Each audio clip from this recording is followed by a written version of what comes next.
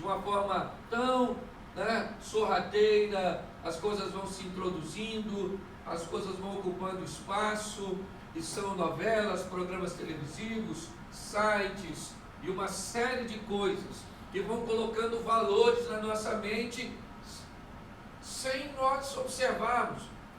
Uma coisa muitas vezes até sem notarmos. E aí, uma das coisas que hoje é o que eu quero falar com vocês é sobre o divórcio. Eu quero ler um texto registrado no Evangelho de Mateus, no capítulo 3, no capítulo 19, perdão, no versículo 3, disse assim: aproximaram-se dele alguns fariseus para o experimentarem, dizendo: é lícito ao homem repudiar sua esposa por qualquer motivo?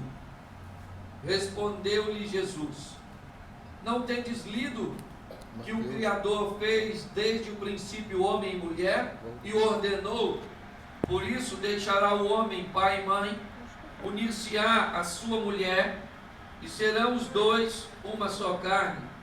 Assim já não são mais dois, mas uma só carne. Porquanto o que Deus uniu, não separe o homem. Responderam-lhe: então por que Moisés deu carta de divórcio para repudiá-lo?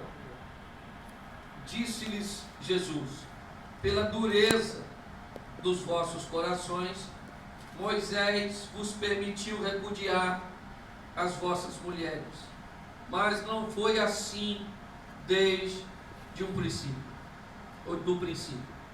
No momento em que os holofotes estão posicionados na pedofilia, e temos leis severas contra isso, graças a Deus.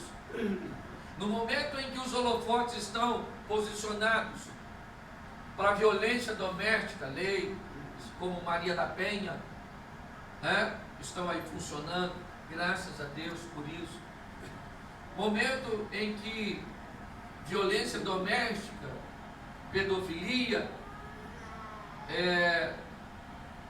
homossexualidade tem entrado em pauta em muitos debates, em muitos questionamentos. Eu tenho ouvido pouco falar de divórcio. Eu tenho ouvido pouca gente levantando a bandeira do casamento duradouro.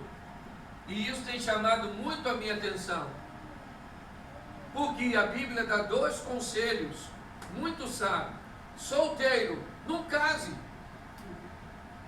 É uma decisão sua. Agora, se você casar, você precisa estar pronto para levar esta aliança até o fim. Porque casamento é mais do que um contrato. Um contrato você pode rescindi-lo, mas para Deus é muito mais importante do que isso. É muito mais profundo do que isso. E hoje nós estamos vendo relacionamentos descartáveis. Não importa o motivo da solução do casamento. Jesus diz que todos eles têm o mesmo motivo. Que motivo é esse? A dureza do coração. Se o coração for quebrantado, se as pessoas estiverem dispostas a ouvirem, a deixarem Deus ministrar no seu coração, com certeza o casamento vai mais adiante, com certeza. Isso tem me chamado muito a atenção, porque de 10 subidas ao altar, normalmente 7 acabam em divórcio nos primeiros 10 anos. Isso é um índice alarmante. Isso é uma coisa que preocupa muito, né? Eu acredito que deve preocupar muito também a sociedade. Só que nós vivemos hoje segundo os padrões televisivos. E os padrões televisivos dizem, né, seja eterno enquanto dure. O importante é viver a paixão. Depois que a paixão foi embora, nós nos separamos e pulamos para outra paixão, mas não é assim. Os mais antigos sabem muito bem que a paixão vai embora, e quando ela vai embora, o que nós devemos fazer? Construir o amor. O amor normalmente ele vem depois da paixão.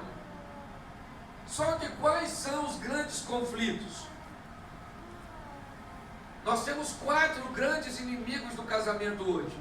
O primeiro vilão, o que mais separa casais hoje, é a incompatibilidade de gênero. As pessoas me procuram muito e dizem: pastor, queria falar algo com o senhor, eu não combino com essa mulher. Há um tempo atrás o cara passou um e-mail para mim e dizendo: pastor, queria falar com o senhor que eu vou me separar da minha mulher porque eu sou muito diferente dela, o senhor entendeu?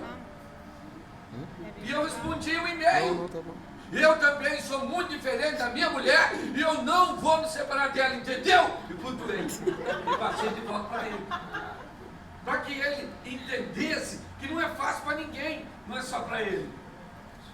É ou não é? Agora, eu preciso falar um pouco para a turma que não casou. Falar para casal é igual falar para alcoólico anônimo. A diferença é que nós já tomamos o primeiro gole. É ou não é? Mas olha só, quem aqui ainda não casou? Levante a mão, por gentileza. Nós somos casados já, mano. Glória a Deus. Eu preciso falar um pouco com vocês. Primeira coisa que eu preciso dizer a vocês é uma coisa que vai contrariar os padrões, até mesmo religiosos. Sabe o que é? Os casamentos que resistem mais, o menor índice de divórcio, estão nas pessoas que se casam depois dos 28. Ou seja, casar cedo demais é prejuízo. Certo? Mas, pastor, por quê? Porque as estatísticas dizem que a pessoa normalmente, é uma regra, mas existem exceções, com 28 são mais maduras emocionalmente. Com 28 ou acima dos 28, são mais bem resolvidas ou encaminhadas financeiramente. Aí as coisas ficam mais fáceis. Só que por muitas vezes querem beneficiar algo prejudicando o outro. Eu vejo principalmente a igreja querendo resolver um problema, o problema do sexo fora do casamento. Aí procura casar as pessoas cedo e aí arruma outro problema lá na frente.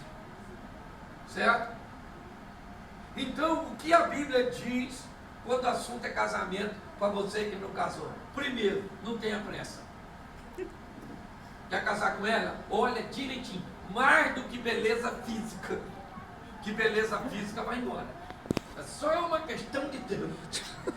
Hoje ela está toda em pezinha, toda durinha, tudo direitinho. Na sua cabeça isso vai durar para sempre. Mentira. A lei da gravidade chega para todo mundo. Não, na verdade. O tempo traz os cabelos brancos, a celulite, a perda do cabelo, a barriguinha. O homem, por exemplo, tem um ímã nessa região. Tudo que é gordura vai para cá. Não, na verdade. Então, eu vejo muitas pessoas enganadas, olhando e se unindo, de forma conjugal, olhando apenas uma beleza que vai se deteriorar com o tempo. O que a Bíblia diz? É lógico que beleza é importante. Lógico que sim. Agora é algo muito subjetivo, o bonito. É ou não é? De repente o que é bonito para mim, não é bonito para você. E glória a Deus. Já imaginou se todo mundo gostasse de vermelho? Tudo vermelho, parede vermelha, luz vermelha, todos nós de vermelho, a coisa mais terrível do mundo. Graças a Deus que um gosta de branco, outro gosta de rosa, outro gosta de azul. Essa diversidade é que dá esse brilho, graças a Deus por isso. Mas o que a Bíblia alerta? Dá uma olhadinha, é o que a Bíblia fala, nos defeitos da pessoa.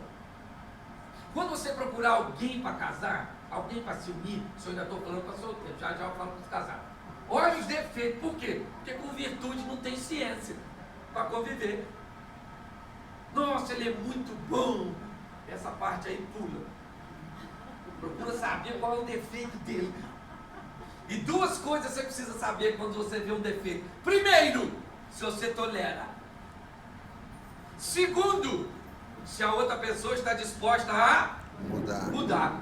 Porque tem defeito que a outra pessoa não está disposta a mudar. Porque não é defeito para ela, é defeito apenas para você. Eu vou dar um exemplo para você. Eu, por exemplo, jamais me casaria com uma mulher que colocasse o seu corpo exposto. Decote, grandão, saia curtindo demais, roupa coladérrima. Isso é defeito? Não, mas para mim é. Você quer ver uma coisa simples? Minha mulher está aqui. Sabe o que eu detesto nessa vida? Mulher que assovia. Eu detesto ver uma mulher assoviando. Minha mulher, não é verdade, não. Eu tenho pavor disso. Assoviar é errado. Mas se eu visse uma mulher assoviando, eu não queria mais. Mas ela é linda, mas assovia.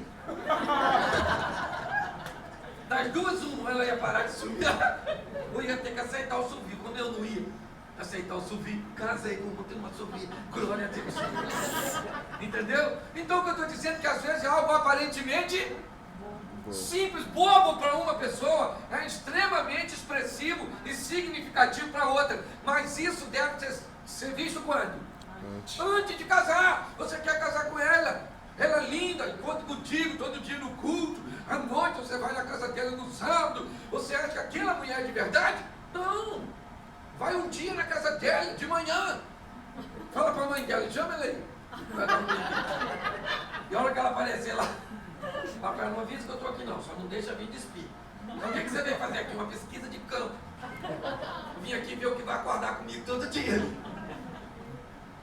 Pai, parece uma brincadeira, mas hoje os grandes conflitos familiares são por coisas pequenininhas. Eu tenho falado isso na igreja. Eu nunca vi ninguém chegar até a mim e dizer: pastor, eu quero me separar da minha esposa porque eu descobri que ela tem um câncer.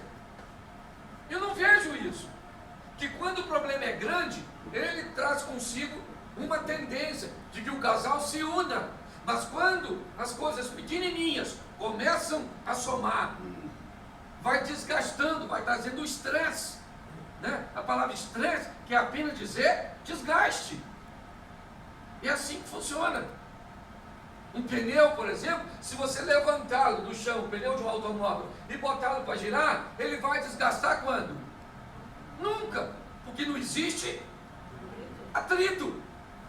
Quando você põe ele no chão e ele começa a rodar, isso é um estresse que vai desgastando o asfalto e desgastando o pneu.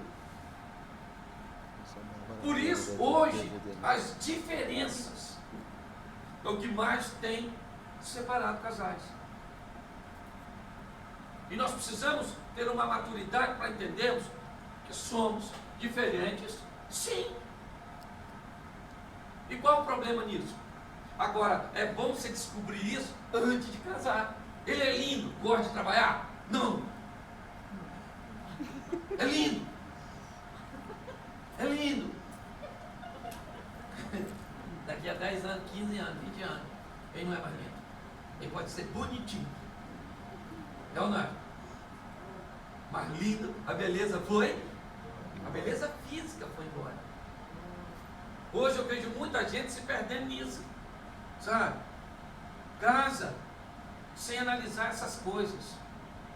Casa sem saber qual é o nível de importância da família para a pessoa.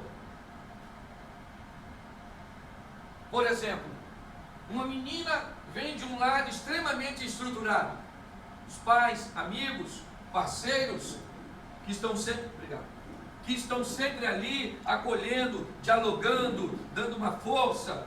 Me diz uma coisa, quando essa menina casar, ela quer a presença dos pais na casa dela? Sim ou não? Lógico, ela vai querer nos finais de semana visitar os pais? Lógico, porque o relacionamento dela com os pais, com a família de origem é muito bom. Pega um rapaz de uma família totalmente desestabilizada. Pode ser um bom rapaz, pode ter diversos valores expressivos, Pode ser um bom marido, é verdade, mas às vezes ele não tem a mesma cultura que você, porque veio de uma família desestabilizada. E isso pode fazer com que ele tenha uma dificuldade de relacionamento com família de origem. Estou cansado de ver isso. Pastor, não estou aguentando. Todo final de semana a família dela é lá em casa. Pergunta a ela se a minha família vai lá. E ela diz, não vai porque não quer. E se fosse, seria bem recebido. Mas pai, se eles olhassem para isso antes de casar, quanto problema seria solucionado? Parece que eu estou falando besteira para muita gente. Às vezes eu falo isso para os solteiros. Eles acham que eu estou brincando, mas só vão ver a importância disso depois que casar. Nós precisamos entendermos isso. E outra coisa, diferença é algo perfeitamente normal. Um casal bem estruturado não é um casal que não tem problema. É um casal que aprende a equacionar os problemas quando eles aparecem. Todos nós temos problema, é ou não é? O importante é não negligenciarmos. Jesus está dizendo isso aqui. Por que motivo eu posso me divorciar? Jesus diz, por nenhum motivo. Nenhum. Ah, mas Moisés autorizou por causa da infidelidade. Jesus disse, não foi por causa da infidelidade que o Moisés autorizou ou escreveu a carta de divórcio, mas sim pela dureza do coração. E ele mesmo termina dizendo, mas isso não foi sempre assim, porque o intuito de Deus ao criar o casamento foi que o casamento fosse algo sólido. Desde que o mundo é mundo, e o mundo chegou onde está, por causa de um casamento monogâmico, heterossexual e vitalício. Me fizeram a pergunta, pastor, o que o senhor acha de um casal gay adotar uma criança? Eu disse, primeiro, não existe casal gay. Pode ser parceiro, sócio, pode ser qualquer coisa, mesmo casal. Porque para ser casal tem que ser um macho e uma fêmea. Mas, quando eu falo isso, a nível secular, eu já estou acreditando, já há um preconceito. Porque eu estou seguindo, me desvirtuando de um parâmetro que está sendo imposto. Acho que discriminação não melhora a vida de ninguém, mas acho que a aceitação melhora muito pouco. Esse é o meu pensamento. Não estou aí para discriminar, não estou aí para ofender, não estou aí para desacatar ninguém, mas a gente tem que estabelecer que o mundo chegou até aqui um casamento hétero, monogâmico e vitalício. Hoje estão implantando isso. É ou não é? E pior, quem é que está errado? Nós. É ou não é verdade? A ótica é essa. Pare e pense nisso. Então, o que nós precisamos? Por quê? Por quê? Muita gente está dizendo que o casamento é uma instituição falida. Isso é mentira. Que até quem não deveria querer casar está querendo casar, então o casamento está em alta. Agora, o problema é esse modelo que as pessoas estão tentando impor. Então, o que está acontecendo? Nós precisamos lutar para manter a integridade da família. Não é para discriminar ninguém, não é para usar palavras pejorativas, não é para denegrir a imagem de ninguém. Não, de maneira nenhuma. Mas o que eu estou dizendo é que nós, como casais, precisamos guardar esses valores na nossa vida, passarmos esses valores adiante. Só que eu estou vendo as pessoas com falta de habilidade para lidar com diferença. Eu gosto sempre, às vezes as pessoas perguntam, pastor, o senhor fala tanto do seu casamento? Eu falo mesmo, porque nós temos 20, vamos fazer 21, 22 agora, de casado, eu e minha esposa. Pensa em duas pessoas diferentes. Sou eu e ela. Eu sou o cara brincalhão, já viu ela brincando? Eu sou o cara sorridente, poucas vezes você vai ver sorrindo. Quietinha.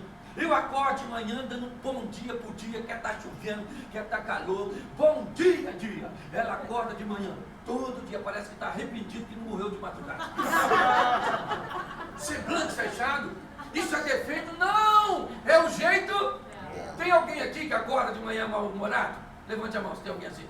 Oi! Aqui, ó. Tá vendo? Então, pare para pensar. É um defeito? Não! É um comportamento da pessoa. Às vezes eu vou viajar com ela, ela entra no carro de manhã, eu já sei. No começo, eu não sabia. Eu puxava assunto com ela. Entendeu? Uma falta de educação minha. Então o que acontece? Deixa ela quietinha. A própria Bíblia diz, fugir da aparência do mal. Então para que a gente vai? Estou brincando, obviamente. Mas olha só, eu aprendi a lidar com essa diferença. Gente, viaja, ela entra no carro de manhã, ela não fala nada. Eu nada falo. Cheio de vontade de falar. E ela sente, eu estou dirigindo. E às vezes dá vontade, e quando eu vou eu lembro. Eu ainda não escutei a senha. Depois de 1 hora andando junto, ela olha e diz assim, e aí filho, tudo jóia? Quando ela falou a primeira vez, é hora de eu falar. Aí o que eu falo? Também não vou falar mais nada. Não é assim. Não é verdade. Só que isso vem com conhecimento, com a maturidade que nós vamos conquistando. Normalmente, todo homem, existem suas exceções, todo homem cultiva uma caverna. Aquele lugar que ele entra para ficar sozinho, entendeu, minha senhora? Sozinho, entendeu? Você que vai casar, sozinho. O que ele faz lá? Isso não é problema seu. Na maioria das vezes ele não faz nada. Não, mas ele quer ficar só. Normalmente quando um homem chega da rua, é tanta coisa na cabeça dele que ele não quer conversa. Então para onde ele vai? Para a sua bate-caverna. Ficar quietinho. As mulheres estão, quando elas têm as coisas na cabeça, o que elas querem? Falar. E o cara quer ficar quieto. Ela quer Falar. e o cara quer ficar quieto. Você quer ver na hora de dormir? A gente deita, a mulher olha e diz, vamos falar? Aí o homem pensa, gente, eu estava em pé agora mesmo. Por que não falou enquanto eu estava quietinho? Em pé. Não, espera, isso é defeito? Não! Não é defeito. E pasmem vocês, essas coisinhas pequenininhas é que vão causando desgaste. Pastor, ele não conversa comigo nunca. Que hora a senhora quer conversar com ele? A gente vai deitar. Fala, não vai rolar. Na hora de deitar, não rola. Eu já ensinei isso lá na igreja. Melhor hora de conversar com banho. Entendeu? A senhora pode ver ele nu, é seu marido. Então a senhora deixa, ele entra no box. O box só tem porta para cá, do lado de cá a senhora está, do outro lado ele não sai. Olha, verdade. A senhora vai falando e deixa ele. Pelo menos o camarada está preso ali dentro. É uma boa solução, um bom diálogo. Ele não tem como fugir. Outra coisa que eu ensino nos meus DVDs: homem não conversa olhando. As mulheres ficam frustradas com isso. Que no comportamento feminino a comunicação é audiovisual. Para a mulher é importante olhar. Entendeu? Basta você olhar mulher conversando. Pode olhar, grupo de mulher conversando. Uma falando, a outra encosta ali em mim. O que você acha de mim, menina? O que você acha disso? Caramba, isso não podia acontecer. Elas interagem quando falam. Vê grupo de homem falando. Um fala, o outro. Verdade mesmo. Isso aí quem está falando, e nem olha pro cara. Isso aí quem está falando, concordo plenamente com isso aí. É verdade mesmo. O homem não olha. Porque para um homem ficar olhando para o outro por tempo, é esquisito. Se eu estivesse aqui falando, irmão, Olhando dentro dos seus olhos. O que você ia pensar? Esse cara é esquisito, faz tudo tirar boa de mim. Porque para um homem isso é Frustrante. estranho. Outra coisa que me intriga no comportamento feminino é a hora de ir ao banheiro. Mulher vai ao banheiro em grupo. Você chama sua esposa com mais uns 2 ou 3 casais para ir no restaurante. Deixa uma mulher se irmar de ir no banheiro e você vai ver algo fantástico de uma necessidade fisiológica. Uma olha para a outra e diz: eu duvido que todas elas estão com vontade ao mesmo tempo. Mas aí a outra fala: vamos, lógico, vamos, menina, vamos. Vai 4, 5. Aquele bando pro banheiro. É ou não é? Fazer o quê? Eu não sei. Olha lá. Eu sei que, olhe bem, observe aqui. Você nunca vai ver um homem Amando o outro pro chamando o banheiro. outro para ir ao banheiro.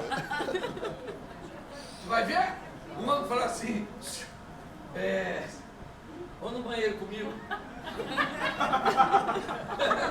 O cara vai falar pro outro: você tá louco, rapaz? Não, é. Eu, hein? Sou facão.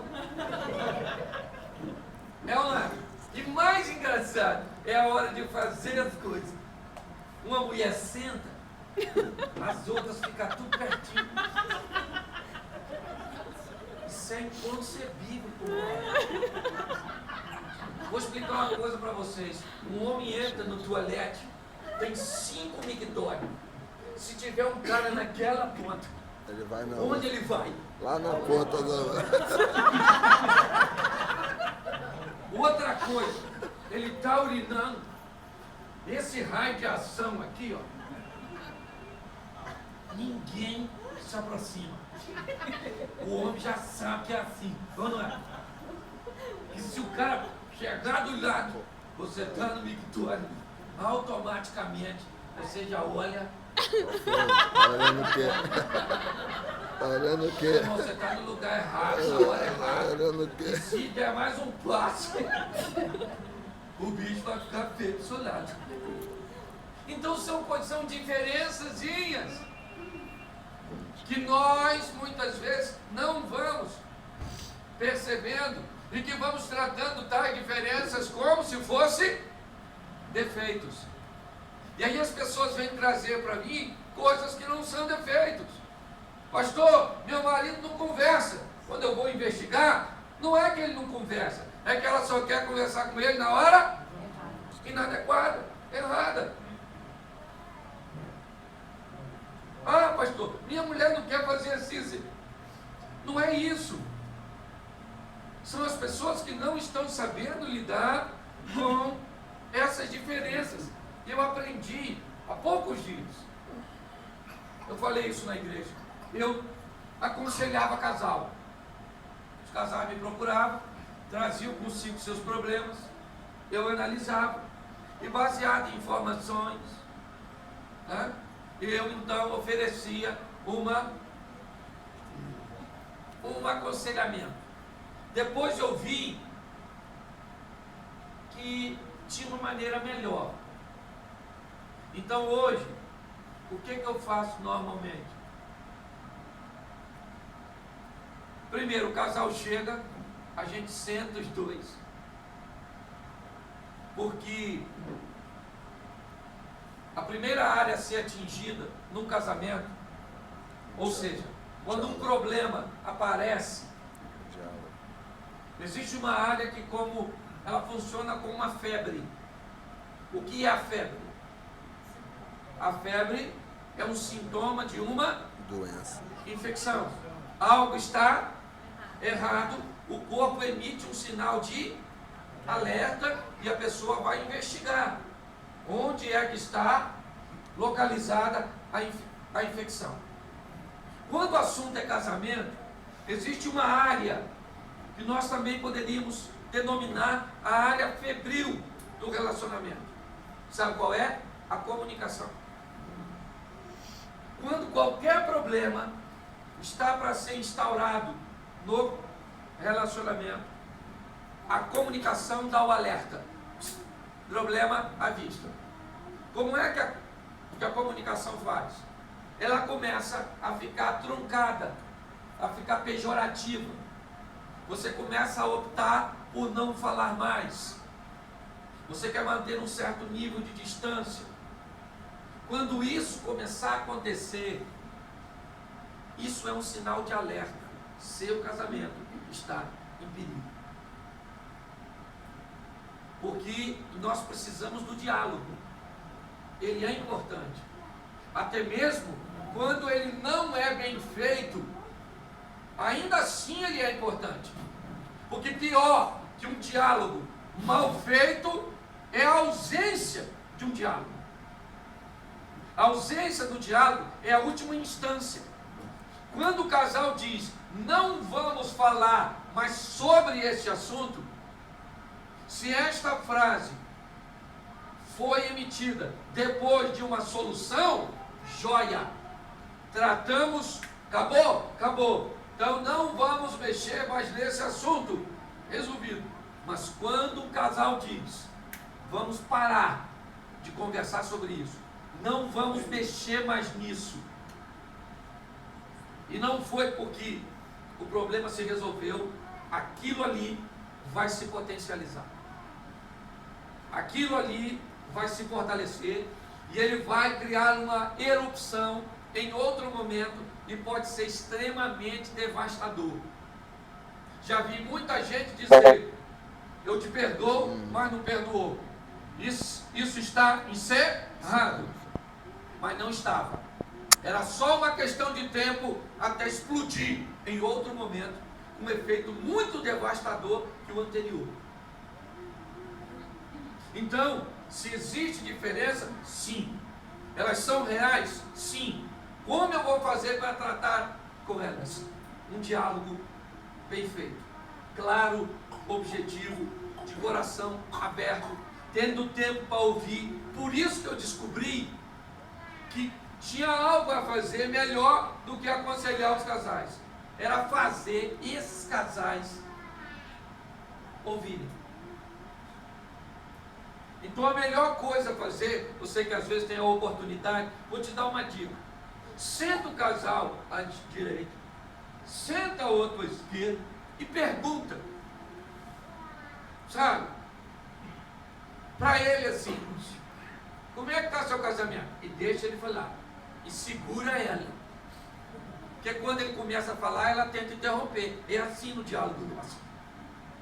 Ele começa a falar e ela já entra, fala em cima do que ele está falando, ele fala em cima do que ela está falando, no final ele não falou nada, nem ela coisa nenhuma, e já parar de falar.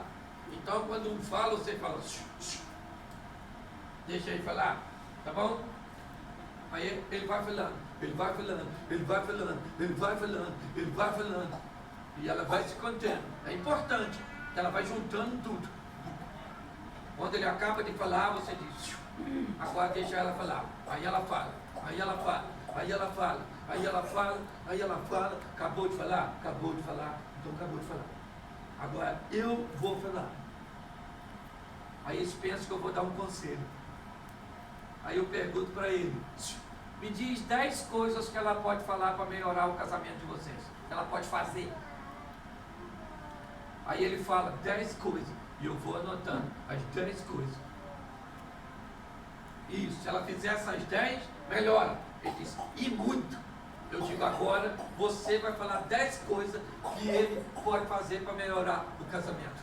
E ela fala as 10. E eu escrevo as 10. Depois eu pergunto para ele, dessas 10 que ela falou, fala só 3 que dá para tu fazer. Vou ler de novo para tu. E leio.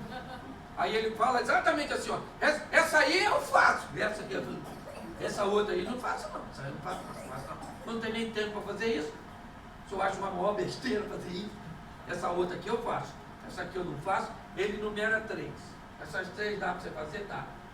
Eu faço a mesma coisa com ela. Ela diz, essa aqui eu faço, essa eu não faço, essa eu faço, essa eu não faço, e está tudo certo. Aí é só mandar os 2 embora para fazer as 3. Eles treinam pelo menos 2 meses.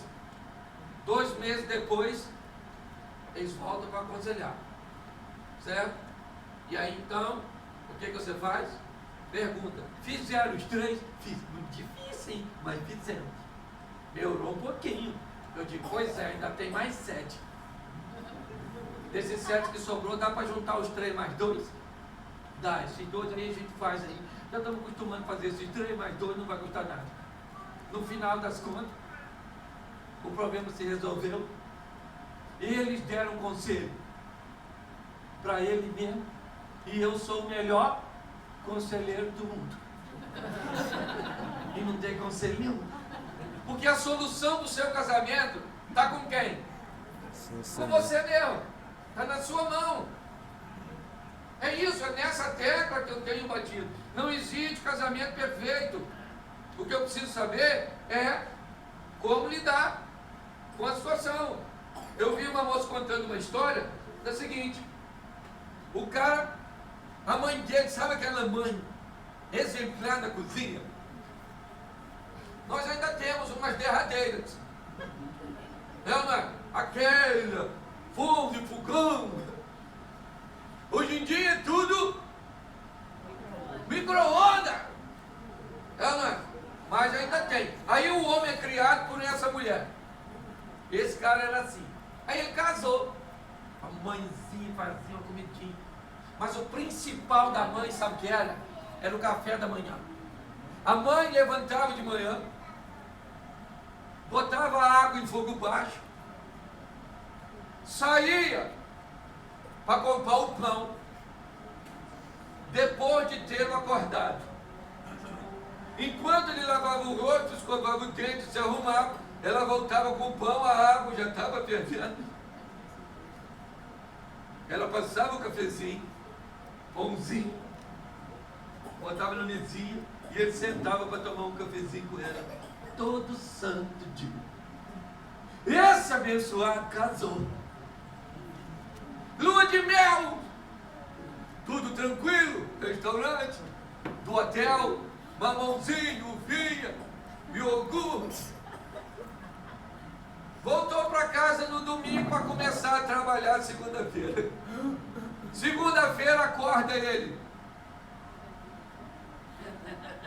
Escovou o dente, lavou o rosto, trocou de roupa, chegou na cozinha.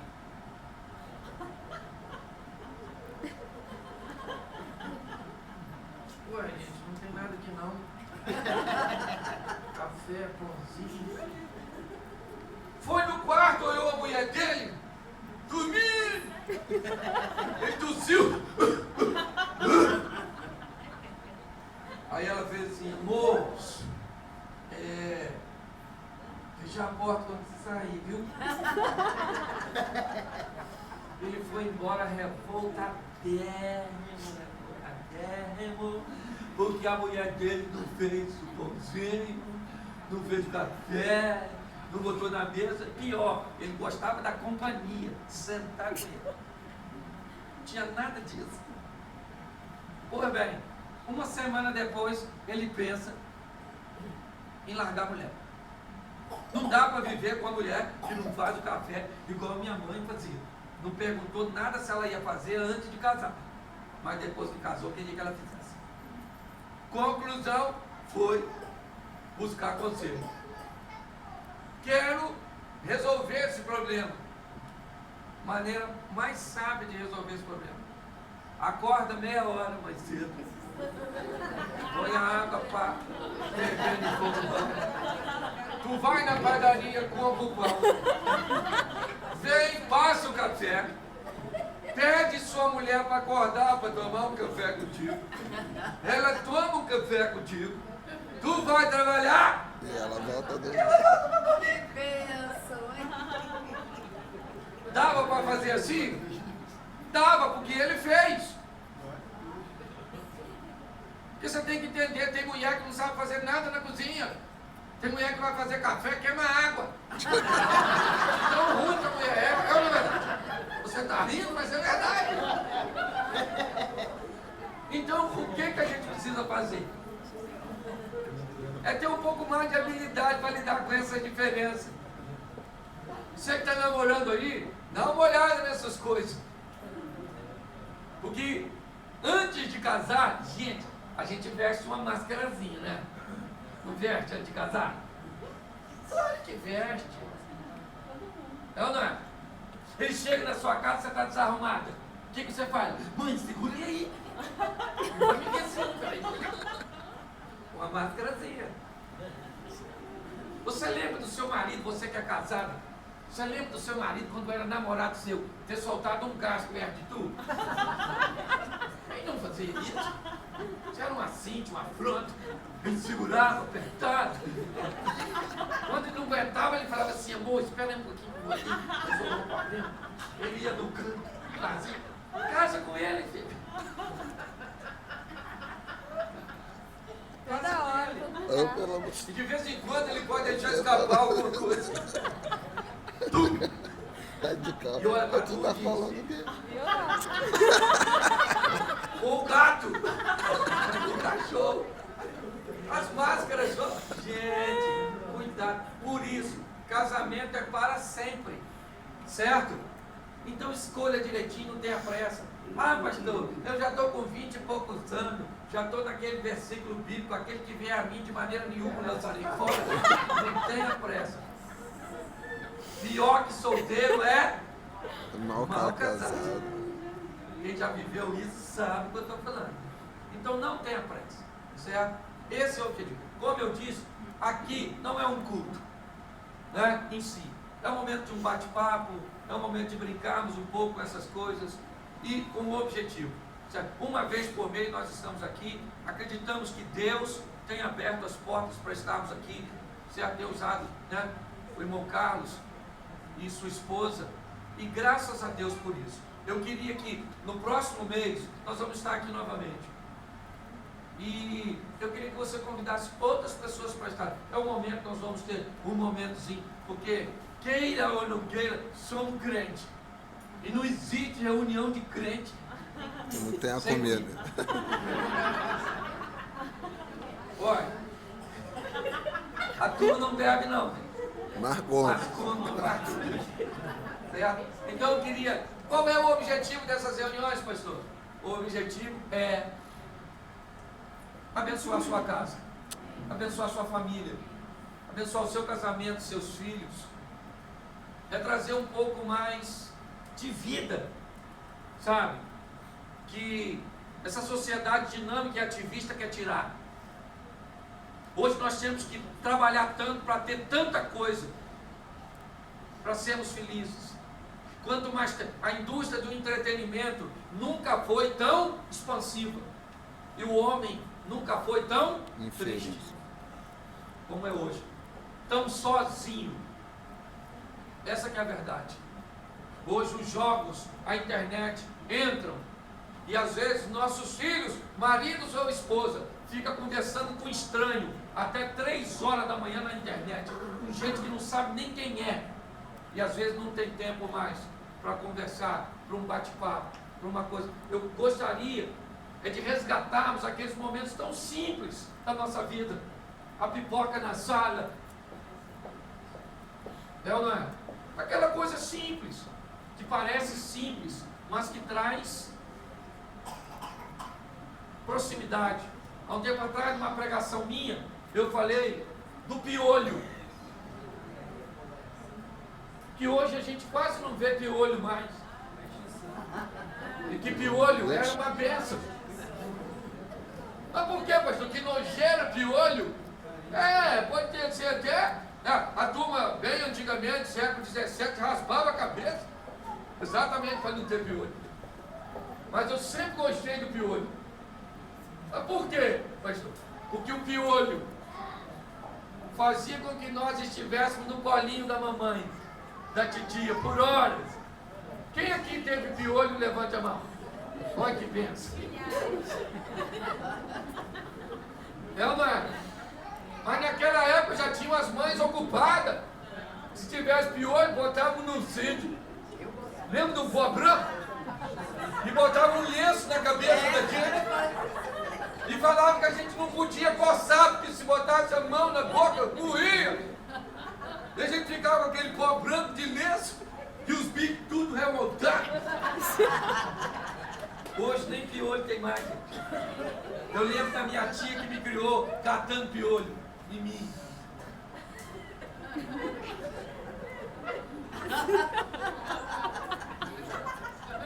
Eu tentava levantar, ela me exprimia. Aquilo parecia brincadeira, mas era proximidade, toque. É ou não é verdade? Hoje o filho cresce e o pai não vê. O pai está na rua, trabalhando, trazendo Para comemorar. o pão. Não, o pão ele já trouxe há muito tempo. É trazendo o tablet. É ou não é verdade? A televisão de 50 polegadas, que nós temos que ter tanta coisa para ser feliz. E por isso eu falo mesmo, ó, feliz da vida. Nós não tínhamos nada disso. E éramos felizes E éramos muito mais felizes do que agora. do que essa geração. Brincávamos na rua. Tínhamos medo de saci pererê. Não é verdade? Mula sem cabeça. Hoje o pessoal tem medo de quê? Sequestro relâmpago. Bala perdida. Bala perdida. A gente tinha medo de quê naquela época? A mulher do algodão que ficava no banheiro dos colégios.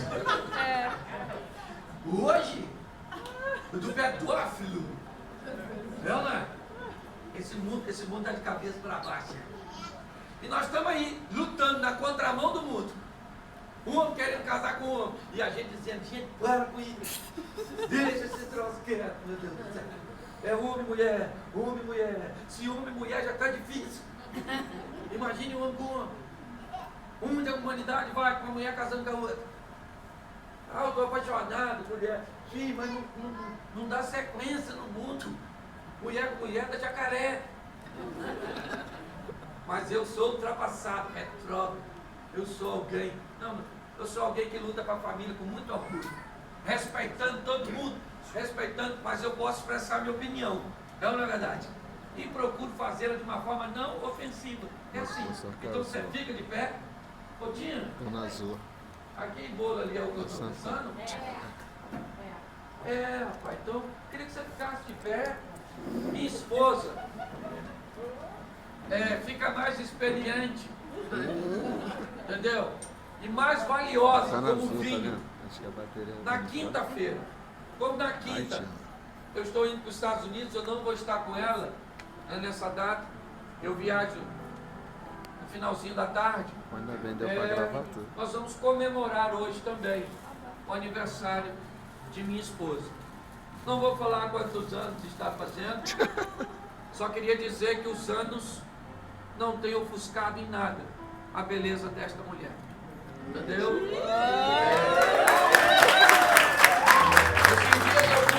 Esses dias eu fui num evento e falei com um rapaz assim, queria que você fizesse uma declaração de amor para sua esposa, algo expressivo.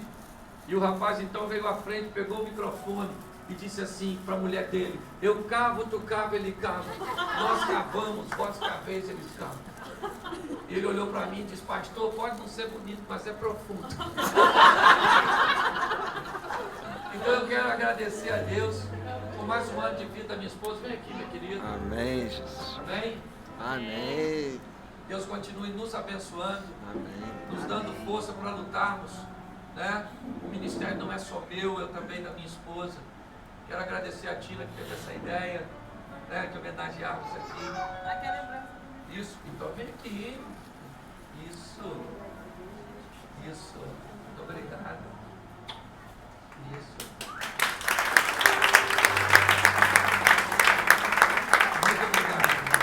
Muito obrigado. Obrigado, Ana Maria. Vamos orar e agradecer. Amém, Jesus. Senhor nosso Deus, te agradecemos pela vida da tua serva, mais um ano de vida na tua presença, com saúde, em paz. Continua sustentando a tua filha, ó Deus, agindo sobre a sua mente, sobre o seu coração, realizando seus sonhos, ó Deus, e jogando por terra tudo aquilo que não provém de ti. Te agradecemos pela vida da Amélia, ó Pai. Muito obrigado. Muito obrigado pela esposa que o Senhor me concedeu, pela companheira pela amiga, Amém, a Jesus. pessoa que eu sei que sempre poderei contar.